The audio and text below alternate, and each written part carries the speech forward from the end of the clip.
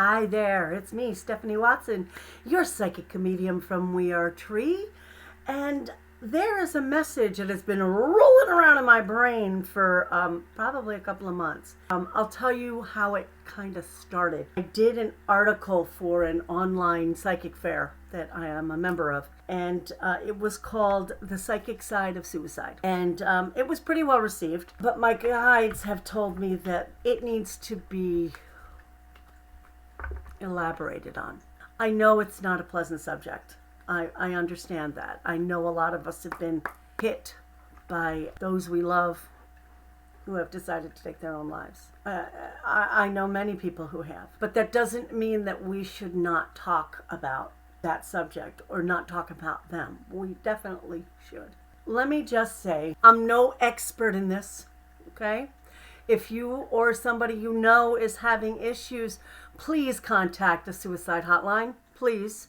I will put a link in here somehow for suicide hotline because I think it's important. But I'm just going to tell you what I know from those who have transitioned due to self-harm, have told me when I've been able to speak with them. I have yet to find a transition soul who thinks that what they did was a good idea, okay? Most of them, regret, yeah, some regret, but most of them, it's their thought process is they weren't thinking of anything except that. It was like nothing else existed except that act for them at that time.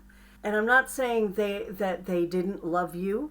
I'm not saying that they didn't think about you. I'm just saying that they were extremely hyper-focused on that single act. The ramifications of it did not even come into play at that particular moment in time. The regrets most of them have are not for their own lives, but for those that they have left behind. Even if there was a note or some kind of explanation, the guilt that the living carry when someone takes their own life, it's abominable, and it's endless. And they understand that, and that is their true regret, because there is no way they would have done that had they seen the ramifications. But having said that, something else I need you to know is that had they not taken their own life, if this was truly their time to go, it would have come a different way. The other thing that I want to explain is that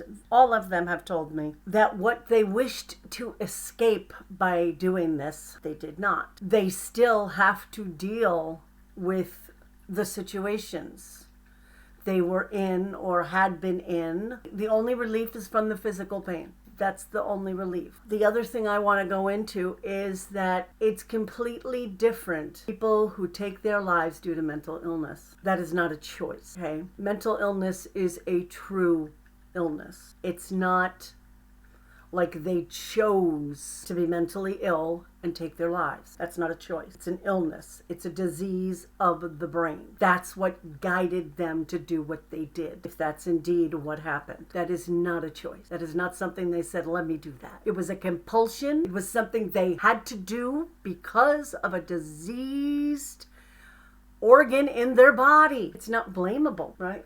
It's not something that they need to answer for because of that disease.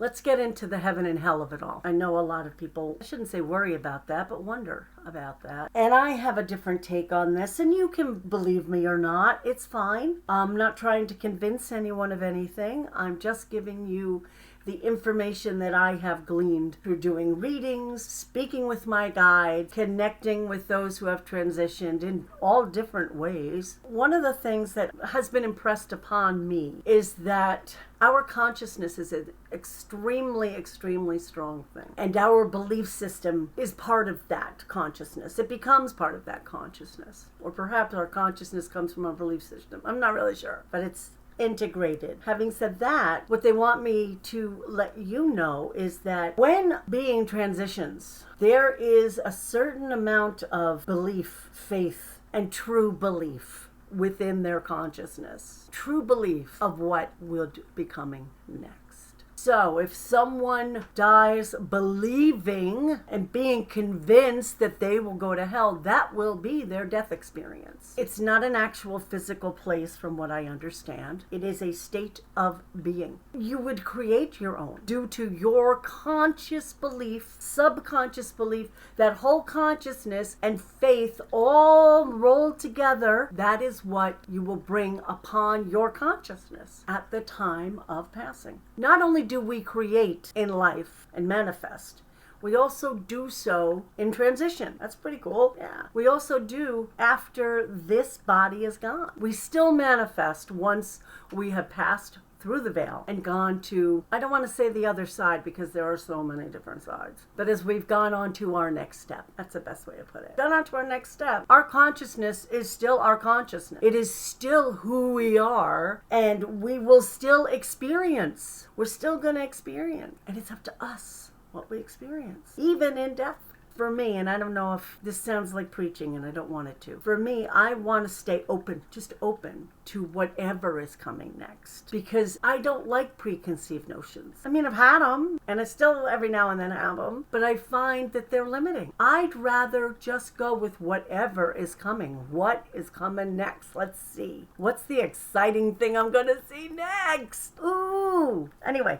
Back to the subject at hand. We got a little way late there. What they really wanted me to get into was that those who have taken their own lives, they did not do it because of you. And that's every single one of them has told me that. They have done it solely for themselves. Most of the time, not every time, but most of the time after the fact, they were like, oh, God, that was selfish. I should not have done that.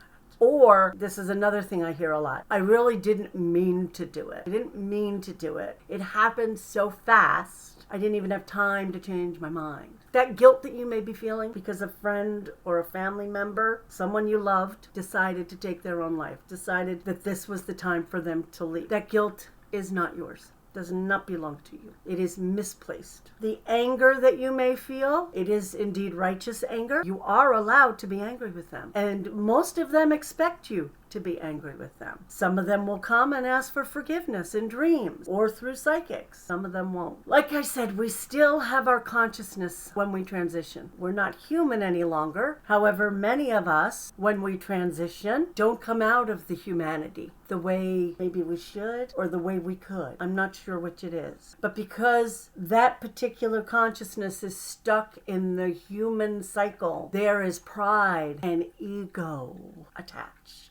And when that happens, it can color everything they experience on the next step, the next level, if they get to that next level. I just want you guys to know, psychically, suicide is not condemnation. It doesn't have to be. But it's also not, more than likely, not what we contracted to do when we came here. I guess you could kind of look at it as trying to cancel your contract. And when you cancel your contract, well, just like in life, maybe a little different, there are ramifications to it. There's going to be a price to pay. There's going to be things that must be done. And I can tell you that most, I'm going to say 93% of those entities that I've spoken to that have taken their own lives have said that they were sorry they left the mess they made, if that helped. I don't know if it helped. But I just want everybody to know that we can talk about suicide. We can talk about those we love that took their lives. We should remember them. Remember the times when they were happy and go lucky. And remember the times they did things for us. Remember the times we did things for them. Remembering without expectation, right? Without a judgment, perhaps. It's hard because we're human and we love to judge what we love to do. But no one really knows until we're in that particular situation how we would handle that. But again, and I really want to stress this, if it was the result of mental illness, that was not, and I repeat, not a choice. I would label that as a compulsion, something that was uncontrollable and hard for us to wrap our heads around. So this was kind of heavy duty. I'm not sure if it helped. I'm not sure if it hindered. I don't know. I don't think it hindered. And I do hope that it helped so that you understand that most people who have passed by suicide, it hadn't been by their own hand, it would have been a different way. If it was their time, It was their time. So please try and remember that they are only human. They were only human here. That's it. They did the best they could with what they had at the moment.